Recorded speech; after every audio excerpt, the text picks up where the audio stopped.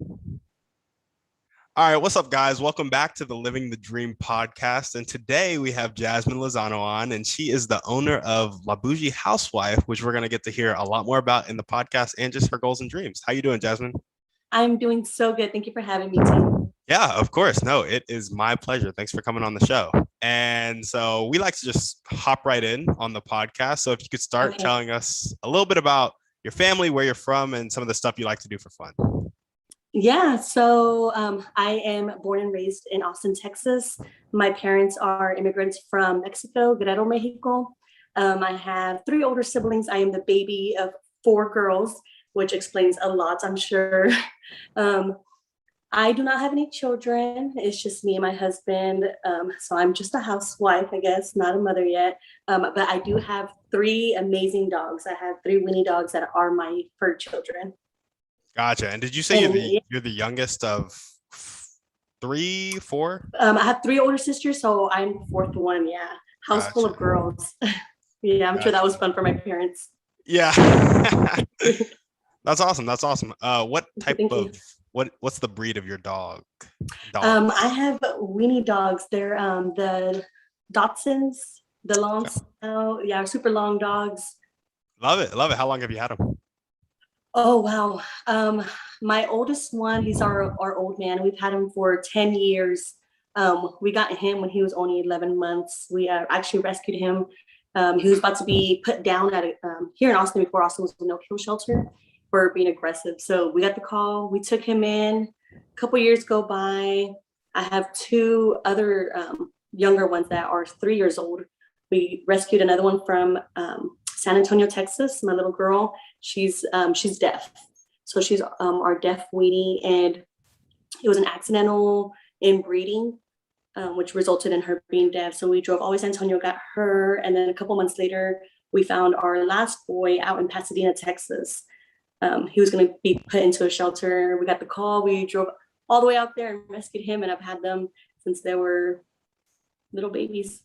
That's awesome. That's Yeah, so cool. yeah. Okay. Thank you. So what do you like to do for fun? I watch a lot of TV, like an insane amount of TV. Actually, after this podcast, I'm actually gonna go ahead and start the Money Heist. I'm not sure if you're familiar with that show on Netflix. I haven't watched The Money Heist. Is it good? Or do you It's think it's so gonna good. be Well, good? the finale season is right now. Well, it was released on Monday, so we're gonna just binge watch the whole thing. I got the snacks ready, everything. So we're pretty Yeah. much ready for that. What's it about? Oh man. So I believe it's Spain. I'm sure I'm wrong, but it's about a group of people who go in and basically rob a bank. But it's just insane, like how smart they are, everything that they do. It's pretty badass. Yeah. But yeah, Yeah. it's just mainly bank robberies. Living Gotcha. our best dreams through them. So pretty cool. That's awesome. That's awesome. And so tell us a little bit more about La Bougie Mhm. Housewife and what you did before. Yeah, so before I started Labuji Housewife, I've worked in the pharmaceutical field. Um, Basically, my whole life since I was 17, I started working in the pharmaceutical industry, and I went to college, got my degree in biochemistry, and I wanted to pursue to become a doctor. And I got out of college. Soon as shortly after getting out, I had to find somewhere to live. So for my three dogs, so I ended up buying my house out here in Buda, and I put medical school to the side, and I just looked for a like amazing quick job. I found a job in corporate in with insurance, medical insurance, and pharmaceutical insurance, and I've been doing that for a couple of years. And I accidentally, oh, not accidentally, sorry, I recently actually just quit. I left my job last Thursday. I finished that so I can pursue this business full time now. Gotcha. Gotcha. And so, Yeah, a scary transition. no, that's epic. How long have you been running the La Bougie Housewife business? So I started it back in 2019. I believe it was around September 2019, but it was just like a food blogging page. It was just going to be me posting all my, my events, my parties, my food, everything, just how extra I can be with everything that I love to do. And then shortly after, I believe it was around like April 2020, we decided to like, okay, let's focus it more on like just my boards. I was getting a lot of like inquiries about my boards. And then not until it was actually 4th of July 2020 is when I sold my first box. And I just kept getting more inquiries about like, hey, are you selling them? Can you make me one? And I was like, okay, why not? You know, I guess we're gonna do this. Felt super weird, but yeah, we went forward with it. And then since then, so we just celebrated our little bit over a year anniversary since running it. Yeah. No, Yeah, that is so awesome. scary. So cool. So tell us, so what are Mhm. the products that you sell? Do you cater? Like what's everything Yeah. that you do? Yeah, we do cater. So we focus on doing a lot of like raising boxes, boards, trays, platters, tables, things like that. So we host a lot of like corporate, corporate events or even like weddings. That's a big thing right now. I guess we're hitting wedding season. I'm not too good with my calendar on when to tell when wedding season is, but Yeah. I've noticed, so like September, October, November, December, I've gotten so many inquiries about wanting information for our tables. So we have a couple weddings booked out. So we go on site, we decorate, we set everything up. We have our own tables and everything, our own stands. We do everything from start to finish. We get there, we set up, we stay, monitor, we clean up, and we're gone. Basically, just quick in and out, leave like we were never there. But we do that. And then we also do a lot of like individual orders. So let's say you're not having a giant wedding or you're not going to host a giant party and you don't want nothing too big. You just want something for yourself. We have individual boxes, things like that. Yeah. That is really, I really like the individual touch on that. Yeah. That's really Yeah. cool. We have things from $3, like small little just sample size for you, up into 200 people plus tables. Like it's pretty ridiculous. Yeah. No, that's really cool. And so do you guys have a lot of employees? Are you doing a lot of this yourself? A lot of it myself. We do have employees. I have two female employees that are on board with me, part-time to full-time, just depending on their schedule and I guess how many inquiries we get. But I do have a lot of family and friends that are off-site employees where I call them and they're here in a heartbeat to help me out. These are like just like my family and friends that I had an order, I want to say 2 weeks ago for the Make-A-Wish Foundation, and we had 80 giant boxes we had to make, not personal, but like sharing boxes. And it took us a little bit over 6 hours to do. And I called all my cousins and my sisters, they all rushed over here. We had several tables set up. It was 10 of us total. And yeah, we got it done. That is so fun. It was very scary. But I'd say they're my employees, just not paid employees. I pay them in pizza and food and snacks and boxes, whatever they want. They come in my house and they're like, do you have any boxes? I'm like, go check the fridge. They just grab and go. Yeah. But they're amazing. Yeah. My little village. Yeah, no, that's really cool. I love that. And so let's get into your motivation. What motivated the Labuji Housewife business and just motivates you to get up every day?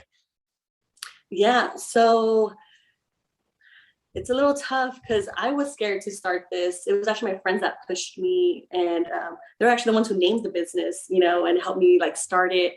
So a lot of it is just, my motivation is them. I don't want to just stop. Sometimes I do get overwhelmed and it gets a little crazy, and sometimes I sit back and think like, wow, like how far have we come? Like, and I think, well, I can't just stop doing it now. I'm too far in, I'm too far ahead to just stop the business. So it's just a lot of like my family and friends. I think about them and I'm like, it's not just me making it, it's us making it. I make sure to always have them included in everything and, do things for them. So I see it as like a family and friend business and not just my own business. So they're my motivation. Yeah. Yeah, for sure. No, I love that. The people who surround us, I think, are so important. And it sounds like you have really good people around you. I feel like it's not so much you want to let yourself down, but you don't want to let them down. And that's where I'm at, where it's like everything I do, I'm like, okay, I have to be perfect because, I'm doing it for them, not just me. Yeah. No, absolutely. I love that. Okay, well, let's go ahead and hop into your dreams. So what are your dreams? Yeah. So my dreams, well, the first dream I had was to operate this full-time, fully which I have done that already. So we are actually building a storefront for our business out by the Formula One racetrack off of FM 973, which will be coming out soon. We're just finishing construction on that.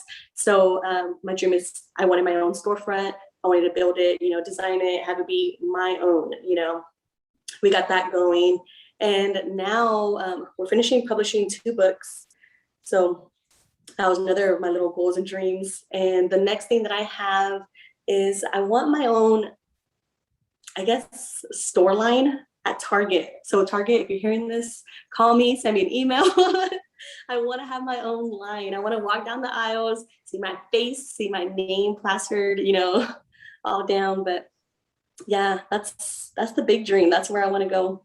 Yeah, getting your products into like stores like Target or Target specifically? No, Target specifically. I feel like I spend every day there. I'm basically a non-paid employee. I'm there all the time. I give them all my money. So the least they can do is sign a deal with me, give me a line there. Maybe like I create my own boards, my own knives, things like that for like the grazing needs, and they could sell it there. So we'll see. Only the future can tell. No, for sure. I love that. And so say you were to get your product into a Target store line. Yeah. Oh, I would pass out. Like, oh, don't even get me started. Where's the ambulance? Like, that would be amazing. That, and even like HEB, like, being part of HEB's commercials or things like that, like getting me out there. I think just things like that would be amazing and a big dream. Yeah, no, absolutely. I love that. That's so cool. Well, hopefully the podcast can help a little bit. Maybe we'll blow up in Target, the next couple months. Call me. Yeah, no, absolutely. And any other dreams or goals that you have for maybe not just the business, but your personal life? Or answer can be no. I think my personal life has turned into the business. That's why I want my storefronts. I want my house back. It was just too crowded, too overwhelmed with boards everywhere, cheese everywhere. And it's like, you know what? I need my own store because I cannot do this anymore. Yeah, no, absolutely. Well, I love it. I think, thank you. I feel like we can get you into HEB commercials or Target. Like, I know. Target, quit playing. Okay, well, hard to get. If you were to have somebody help you with your dream right now, how would they do it? Oh man, I need like someone that has any ties to Target or HEB. Just have them contact them, help me out, show them my products, show them my images. I believe my work speaks for itself. I have a lot of business that's word by mouth. I don't focus too much on advertising, frankly, just because I don't have time and I don't want to do that. But yeah, show them my stuff. I'm sure they'll be amazed. They'll love it. Hook me up, get me in there. Yeah, no, absolutely. Do you know who you would have to talk to? Like, could you talk to like a general manager at HEB, or is there somebody higher up? No, I think I would have to talk to someone in corporate. Because I feel like there's only so far that a general manager can get to. I feel like it needs to be someone like super high up, or what? I don't know. Wasn't like the guy who created Hot Cheetos, wasn't he like the janitor or something? So honestly, I could just probably talk to anybody and just hope and pray that somehow the little word goes up, telephone. I have no idea. But if you find out and you know how, let me know. Dude, I'm just going to go to Target. I'm just going to start yelling it. Yeah. I know I've had family members tell me like, why don't you go to like the stores and like leave your business cards in like, on the like shelves, and I'm like, or inside products. And I'm like, no, like, I was like, that's kind of genius, but kind of like, I don't know, like I get embarrassed, Yeah, no, absolutely. Do you think you could do like just curious, maybe like, I don't know if Target does stuff like this, but maybe you like pay them to put your product there for a week, and then if it sells, like you make a deal with them. Yeah. Oh my gosh. I think along those lines, it's more like general of it being like a local, so like my local Target, my local HEB, Yeah. I would have to talk to them. I'm sure, I think for that stuff, I think I could just speak to the general manager there. I Yeah. think that would work. I love that idea. I'm about to write that down. That is genius. So Yeah. you're the one I need to speak to for my dreams to come true. It's actually funny. So my passion is actually helping people's dreams and goals come true. That's why I have this podcast. Oh, it's perfect for you. Yeah. No, you're perfect. You're perfect. It worked. Yeah. So I'm glad I can help. And I'm actually thinking about starting my own little coaching business. Coaching, yeah. That would be, and actually, like, you're really easy to speak to. Like, I feel comfortable. Sometimes I had an interview a couple of weeks ago with the CW Boston, and I was like a nervous wreck. Like, I felt like with you, I can actually hold on a full conversation. Over there, I was asking after every take, like, oh my gosh, can I redo this? Can I read? Like, in my head, I'm like panic. I'm like, okay, I'm sure I didn't sound good. I'm sure I sound like weird. I'm saying things weird. But now here it's easy flow. I feel like I'm just relaxing in my house, literally. Yeah, no, thank you. That's what I want the vibe of the podcast to be, and that's what I want. So I'm glad that's how it is. Well, you nailed it. Awesome. Hold me accountable to starting my coaching business. Ask me about it. Oh, I will. Yeah. First client right here. Awesome. Sounds good. Okay. Now we're gonna hop into our thriving three. So I really like to talk about how people thrive in their life, and so typically it's like, what are you doing to like educate yourself, entertain yourself, pass your time? How do you take care of yourself? And what action steps can you take right now to get to your dreams is kind of the three things I like to focus on. So jumping right into it, what's your favorite book, podcast, or show? So I'm into a lot of crime podcasts, Crime Junkies. I'm not sure if you heard of that podcast. It's so good. I love all the little gruesome mysteries from those TV shows. I'm going to actually watch Money Heist tonight. So I love TV, Bob's Burgers. That's one of my favorites. Futurama, another of my favorites. I like all those little raunchy comedies. But yeah, you should do that. Put some TV on, relax. Call it a night. Yeah. No, I love that. Crime podcast and some raunchy comedy. Dude, honestly, I was like huge fan of like Family Guy, American Dad and stuff. Yes. I love all those. Like, I'm an adult, but I love cartoons. So I love the fact that they have like those cartoon style, like the animated adult shows, like Adult Swim. It's like perfect for me. It's perfect for the adult that doesn't want to grow up. Yeah, absolutely. No, I completely agree. And I don't watch enough of it anymore. I watch anime too. So that's another thing. But I need to take a load off sometimes too. So yeah. Throw on some Bob's Burgers. You're good. I think I've seen it like the whole series like 7 times. I just keep replaying it because it just never gets old. It's so good. Oh yeah. No, I love it. What is one way you like to take care of yourself? So I am really big into naps and into baths. So I do a lot of like bubble baths, mainly just because in the field that I'm working in, I am, leaned over working for hours straight. So sometimes my back will give out or, my body starts to hurt. It puts a lot of toll onto my body. So I like to unwind, put a hot bath on, run it, put some Epsom salt, some bubbles, and just relax there for maybe an hour, maybe 5 until the water gets cold, drain the water, put some more hot water in there. I'm practically a fish, but that. And this is so embarrassing, but sometimes I can sleep about 17 hours a day. I am a bear in a female body. I can hibernate.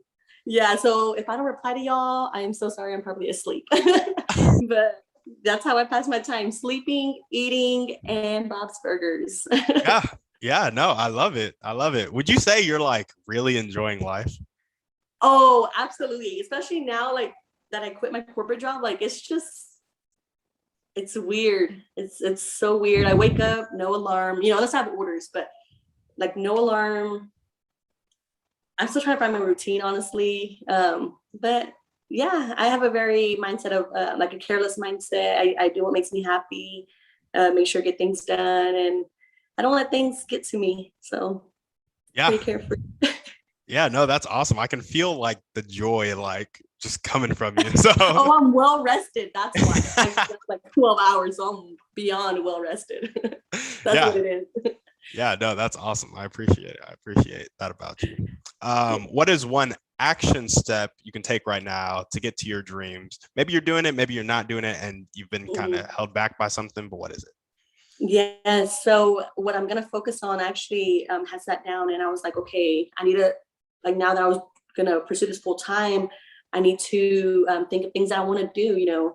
The first thing was make sure I'm super organized. Put everything into my calendar, orders, every little detail. That way, I know exactly and I don't miss anything.